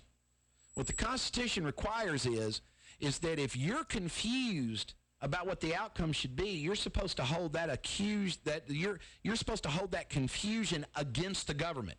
The government loses. If they haven't clearly illuminated for you the crime and who committed it, then they have to lose. That's what the Constitution says. So if you can't require the defendant to prove anything to you. They don't have a burden of proof.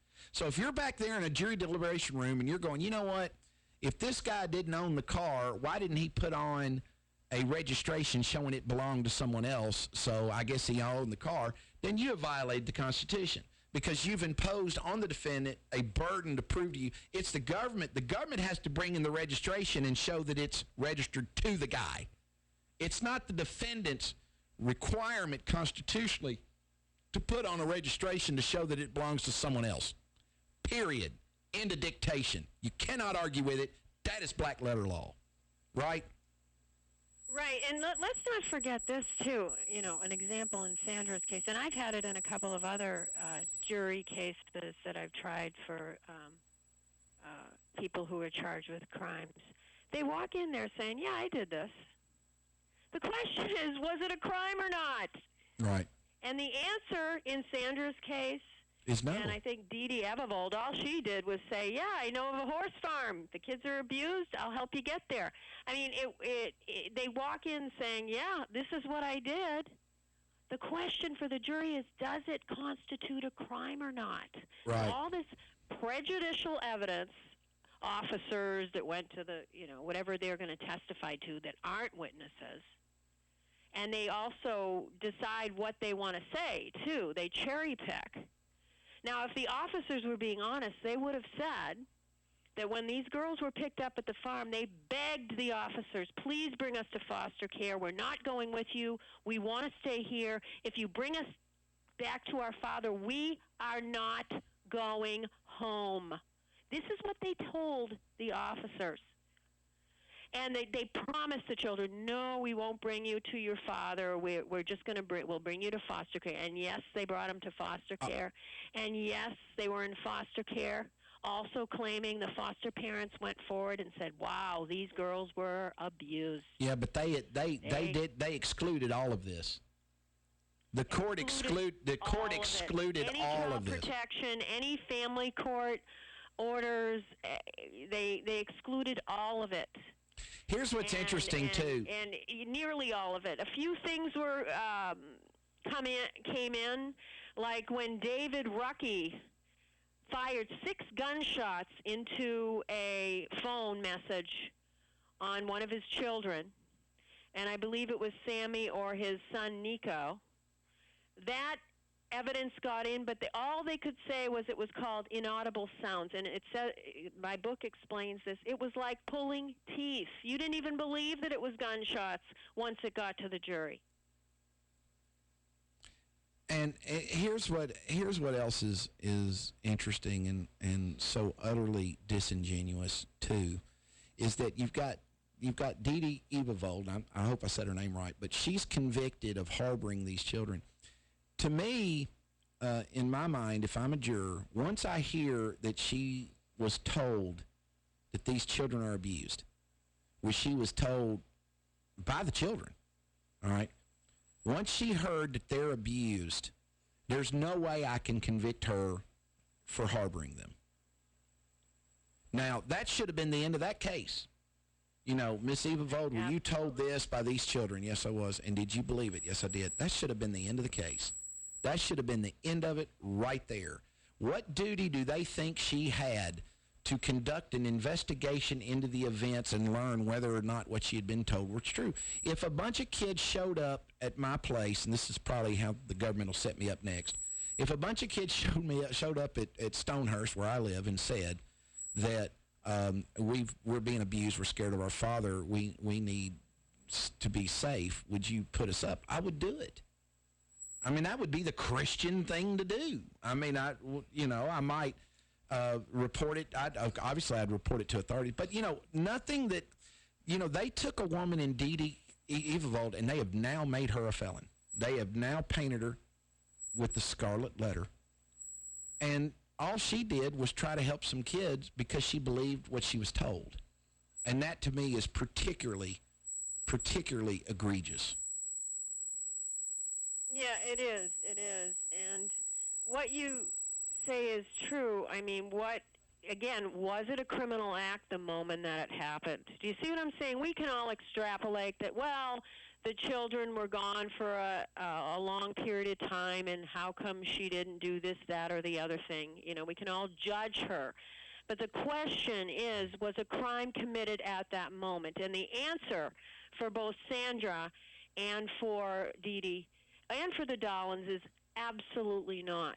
Let me tell you another thing. When the kids ran away, and it was April 19th of 2013, when they ran away, and then it was ultimately determined that they called their mother up, and they were hysterical. She helped them, asked Dee Dee for help, brought the kids to the farm, what have you.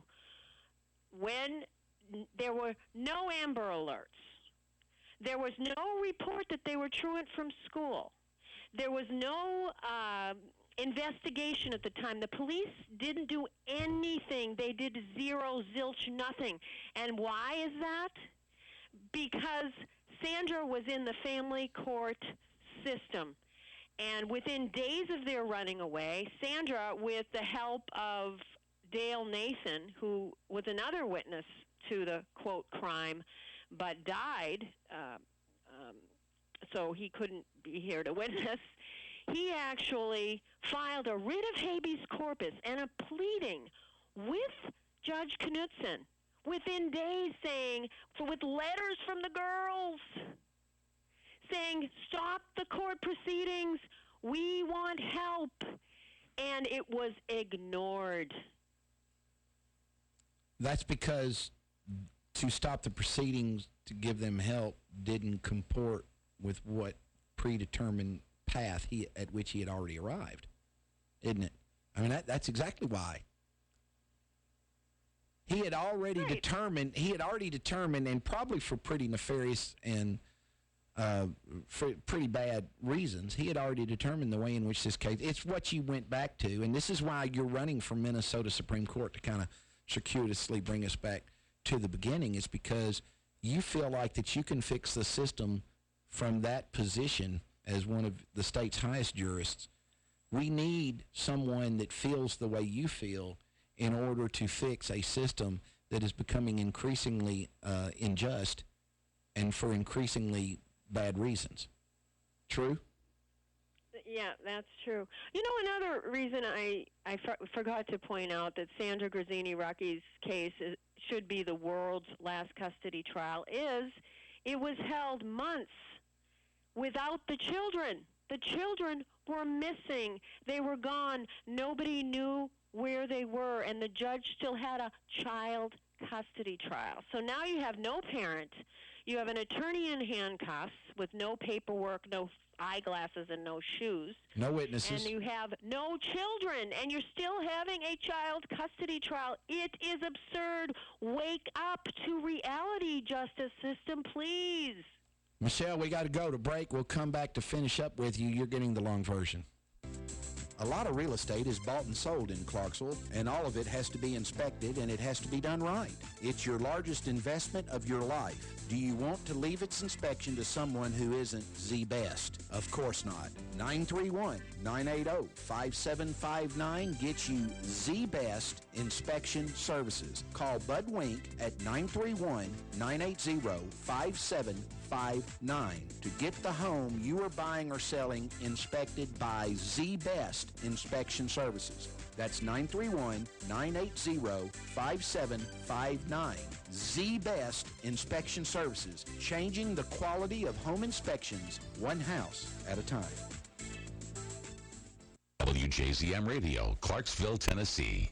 Why is Felicia Long among the most successful agents in the Clarksville home selling and buying market? Keller Williams Realty knows it's because she aligns herself with champions and delivers excellence. This has become her trademark. Contact Felicia at 931-206-4980 or by email to felicia@felicialong.com and tell her you would like to see some of her home sites and finished properties over at the two hottest developments in town, Fox Crossing and Crosswinds. They are going fast, so you better call 931-206-4980 today. That is Felicia Long for Keller Williams Realty. 931-206-4980, aligning her and you with champions and delivering excellence. WJZM Radio is Clarksville's only news talk radio station. And for the best coverage of local news and current events, you can depend on WJZM Radio. Listen to WJZM Radio and live online at WJZM.com. WJZM Radio.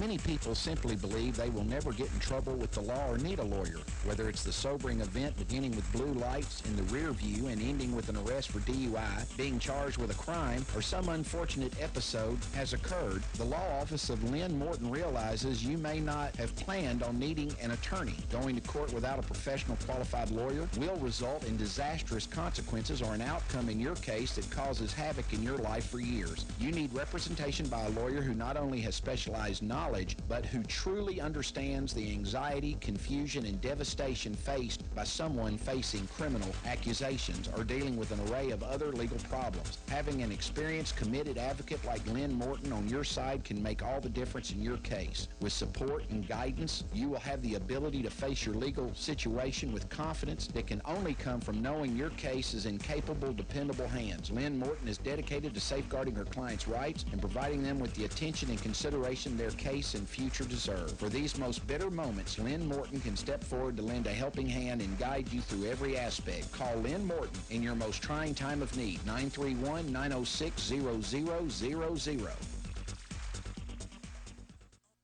WJZM Radio, Clarksville, Tennessee.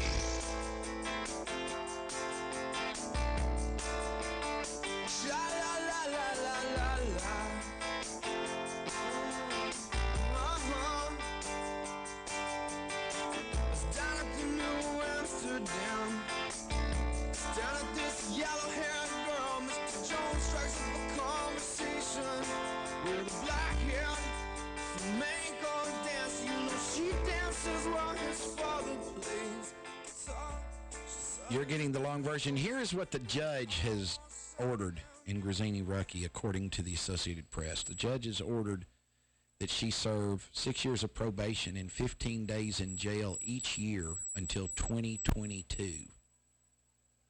Okay?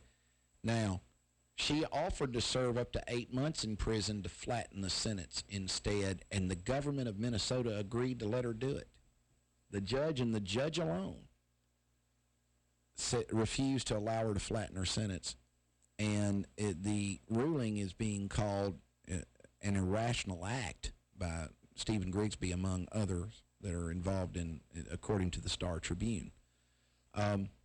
So they went to the judge with an agreement between the government and the defendant that she could serve her 8-month sentence flattened instead of this, water torture sentence, Chinese water torture that she's been sentenced to, of going in once a year for the next 6 years to serve 15 days. The judge, which is going to interfere with her having a job for the next 6 years. Yeah. Can you imagine telling your employer, but there's going to be a 15-day period a year for the next 6 where I'm going to have to be off. And they went to the judge with an agreement, and the judge would not enter the agreement because, after all, she has the authority. And that's not, that's the hanging, but I want the drawn and the quartering too. And you have to wonder, how are you being an impartial jurist if you've taken this much personal interest in the meting out of punishment? I mean, how exactly is it, if you're overriding what the government of Minnesota is recommending, because you don't have to, because we all know that your butt shall be kissed because you are king. Why? I am speechless, but I don't know why I'm speechless, because I saw it for 18 years. It happens in courtrooms across this country, all over this country. How long has this judge been on the bench? I have no idea. Michelle, do you have any idea? I don't have any idea. I know it's been a long, long time, and her name's Judge Karen Ashbaugh. Here's what I want to point out. I talked with Sandra this morning, and she told me in that hearing the very things that kept her in jail for 6 months. She's a flight risk. She's a danger to society, or whatever they were saying at the time, were the opposite things that the judge said when they said, let's let her be on probation for 6 years and she can't execute her sentence. She said she is not a flight risk. She is not a danger to society. So you can see how upside down and twisted and engineered these cases are. And like you say, they're nearly all that way. And I respect Minnesota judges. I was in court twice this week before excellent judges that heard from the parties, which were trying to kind of connect and learn what was going on. And, but more likely than not, you end up with judges that are going to do what they want to do, when they want to do it, and they're going to find a law, a way, a statement, a witness, whatever they want to do to make sure that there is some kind of lynching. And anybody that wants to think that a judge would never do this, that we'd never elect anybody to do it, I give you the 2 judges in Pennsylvania that are serving 28-year sentences in federal court because they were accepting $4 million in cash incentives to keep a juvenile facility, to keep their beds full by a privatized juvenile facility that had the state contract to house juveniles. I mean, they were locking up juveniles in Pennsylvania for chewing gum in class. Because there was a profit motive for doing it. So you don't know anything about this judge. You don't know this person hadn't been bought. You don't know. You don't know anything about him. Don't make any presumptions. Be a critical thinker. That's really the key. When we lost the ability in America to think critically, that is really when we gave up many of our freedoms. When we started assuming that the police officers, who are our government at its most interactive arm with the citizenry, are the best of us. They are the best of us. What makes them the best of us exactly? I mean, can someone tell me how exactly they are the best of us? They can't. It's presumption. I mean, it sounds good. Yeah. It's like saying that people in government service are the best of us. And some of you are going, well, they are. Well, then that includes the Congress. Are they the best of us? The Senate? Are they the best of us? Is Barack Obama the best of us? He's president. Is Michelle? When you put it in those terms, you ought to see the facial grimaces around the studio. When you put it in those terms, I don't have any trouble making my argument. But if I make him Joe police officer, all of a sudden I'm some sort of a country hater. Yeah. How exactly are they the best of us? Here, if I can, that 99.9% of us are the best of us. Oh, I disagree. There are bad people out there. I disagree. It's a much bigger percentage than that, but go ahead. The people of Minnesota and the people of the country are the best of us. But I think there are just a very small percentage of us are bad people, and bad people will do bad things. But good people make mistakes as well. Well, I'll say this, Michelle. Jesus Christ would disagree with you. Today's next theological moment, also brought by Meeks and Meeks attorneys, is that Jesus would say, we're all bad, or else I wouldn't have had to have died to redeem you. Well, the Bible says that the best of us is as filthy rags, and what they're talking about is the wound dressings like lepers. Now, Michelle, I love you dearly. We're very good friends. But now I did criminal defense work principally for 18 years, and I'm here to tell you that the amount of corruption in police forces, in any police force in which I regularly dealt as a criminal practitioner, well exceeded 0.1%. I mean, by a ton. That doesn't even begin to encompass the corruption. There's a lot more officers out there that'll take a blow job at a traffic stop than you want to believe. And I'm glad that you don't think so. And maybe you're the best of us, and that's why we need to elect you. But the amount of corruption in police work is way higher. It's way higher than that. But go ahead. I try to reserve judgments, and I think our understanding of God determines our understanding of the world and ourselves. Right. And there are a lot of things I was taught about God that I no longer believe, and there are a lot of things I believe about God today that no one taught me. That no one teaches. I have Sure. conversation, I pray, I think, I study, I experience, I discern, I listen, I observe, I love, I forgive, I touch, I evolve, I celebrate, and I inquire, and that's how I encounter God today. Well, there's no doubt in my mind that Michelle McDonald is the very best of us. And to the extent that the Minnesota Judicial Ethics Board is attempting to paint you with a different colored brush, I think that those efforts are deplorable and despicable. But there's no doubt in my mind. But Michelle, I didn't presume that you were the best of us when we first encountered each other. I mean, I've arrived at that opinion. I mean, we've known each other since I've been on radio, really. And, I am making a decision that, based on you and your character, that you have eminently exhibited to me to be accurate. You see what I'm saying? I didn't presume that you were the best of us just because of whatever circumstances from which you may have come. I've based that on the data and evidence that I have in front of me from having interacted with you to the degree to which we have interacted. Or the titles that she... Yeah, there are some officers that are the very best of us. Ted Denny comes readily to mind to me, who's a local officer here that many people know. Mm-hmm. I think he is the best of us, but I'm not of that opinion because he wears a blue suit and has a badge and a gun. The fact that in fact, those three things had nothing to do with my making the decision that he is cut from the best cloth. Right. I think, Fletcher, we're both saying the same thing. I mean, I'm saying 99%. I guess I'm judging by saying 99.9% of us are good people. I'm making that judgment. I start off with that presumption. And you're starting off with, well, you know what? We all make mistakes. We are all sinners. All flawed. Which you're right about. Jesus Christ said that.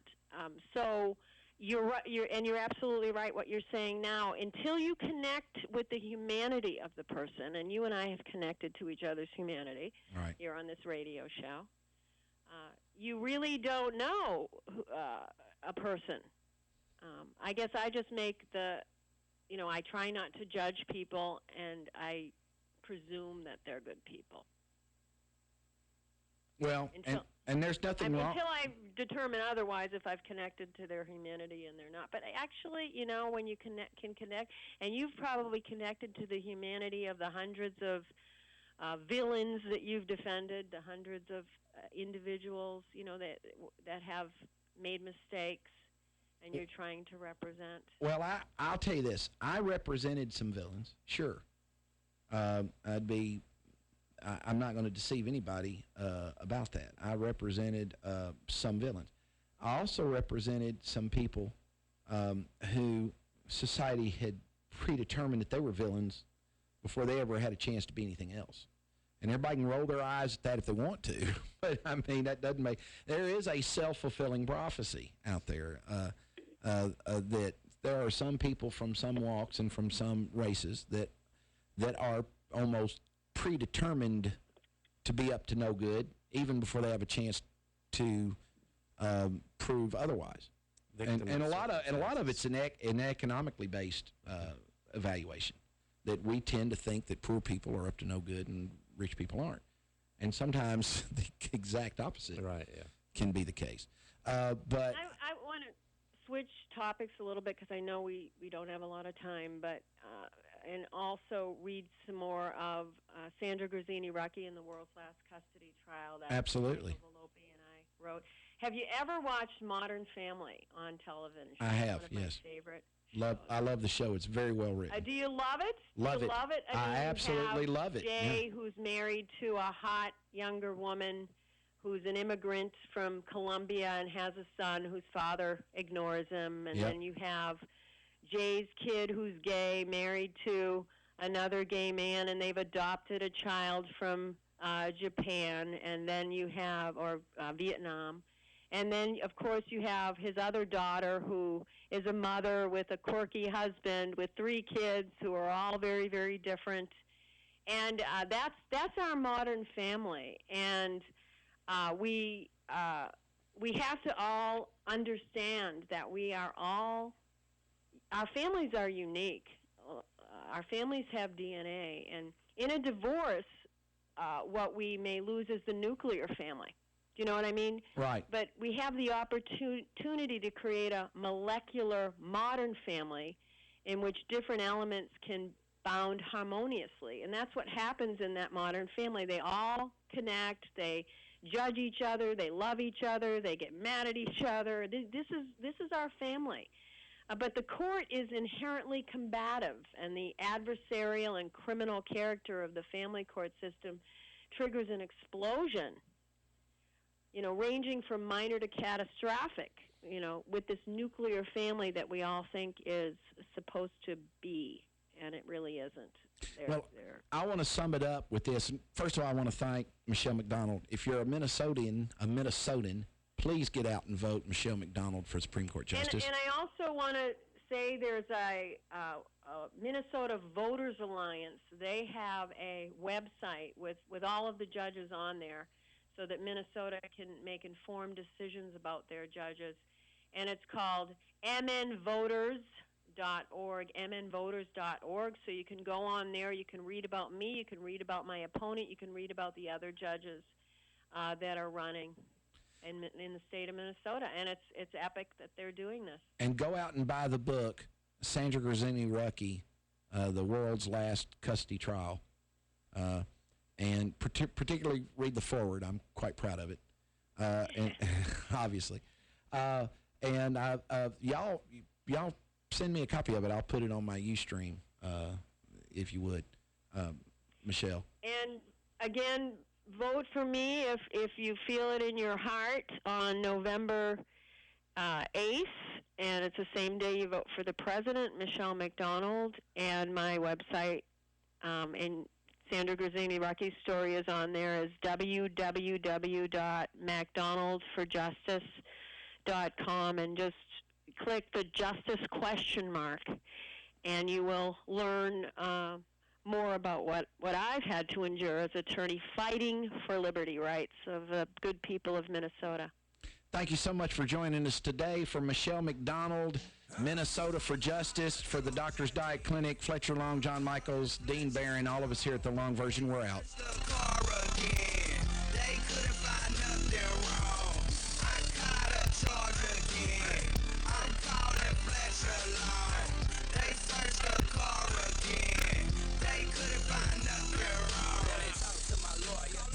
There is a name in the Clarksville community we have come to associate with excellence in legal services. That name is Kimberly Turner and Associates, the attorneys who care. There are times in life when reliance on attorneys who care